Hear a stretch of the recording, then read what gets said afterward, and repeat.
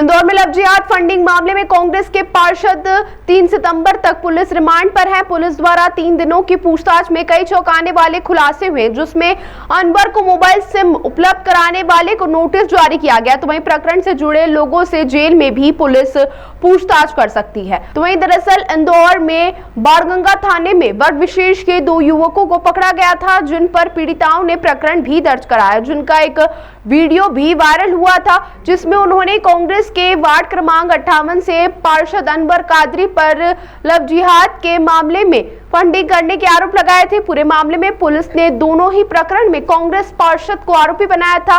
उसके बाद से ही पार्षद फरार चल रहे थे। इसके बाद उनके द्वारा न्यायालय में सरेंडर किया गया, जहां से पुलिस ने 8 दिनों का रिमांड लिया, जो कि 3 सितंबर तक के 3 दिनों के रिमांड के दौरान मोबाइल सिम उपलब्ध कराने वाले से लेकर बेटी के द्वारा नेपाल के काठमांडू में होटल का बिल तक चुकाने की बात सामने आई। पुलिस द्वारा सिम उपलब्ध कराने वाले व्यक्ति को नोटिस जारी किया गया है।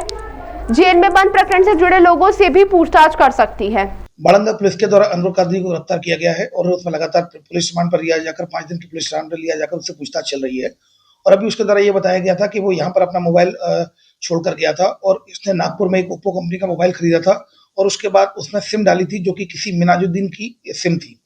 उसके बाद वो लगातार उसी मोबाइल का इस्तेमाल करता रहा। फिर नेपाल गया, नेपाल में फिर उसके द्वारा एक दूसरी सिम जो कि इसके स्वयं के नाम से थी वो खरीदी थी। इसने इस जो मिनाजुद्दीन की सिम को तोड़ दिया था, ऐसा उसने बयानों में बताया गया। मिनाजुद्दीन को भी नोटिस जा रहा है और उससे भी इन चीज़ों को वेरीफाई किया जाएगा। साथ ही आयशा के द्वारा, इसकी लड़की के द्वारा जो इसकी जो मदद की गई थी, जो पेमेंट्स किए गए थे, वो पेमेंट्स कहाँ से, वो पैसा कहाँ से मिला, इन सब बातों के लिए कुछ और पॉइंट्स भी हैं जिनको वेरिफिकेशन के लिए पूछताछ के लिए बाणगंगा पुलिस माननीय न्यायालय से परमिशन लेकर जेल में ही पूछताछ करने जाएगी। सर, पहले वो मुकर गया था कि लव जिहाद में फंडिंग उससे दी थी, लेकिन जो दोनों आरोपी थे अल्ताफ और एक दूसरा, उनसे आमना-सामना कराया गया था। देखिए, इसीलिए इन्वेस्टिगेशन में हम पुलिस रिमांड लिया गया है और पुलिस रिमांड में सारे जो एविडेंसेज जो आए हैं उन तथ्यों को बिल्कुल वेरीफाइड कर रहे हैं। वेरीफाइड होने के बाद ही आगे की कार्रवाई की जा रही है।